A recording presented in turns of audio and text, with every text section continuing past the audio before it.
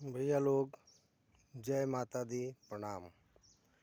देखी हई एगो तालाब टाइप के छोटा सा कुंड टाइप के दिखाई देता।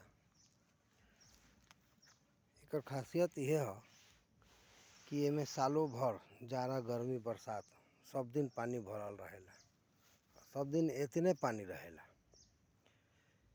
एमे आसपास के लोग ऐसे नहाइबो करेला, लेकिन ई पानी के आज तक ई पता ना चलल कि एमे पानी आवेला कहाँ से। ई पानी के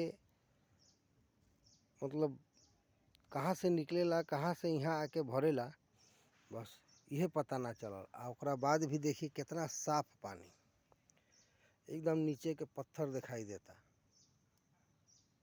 तो ई एगो अपने आप में हमनी का अद्भुत है।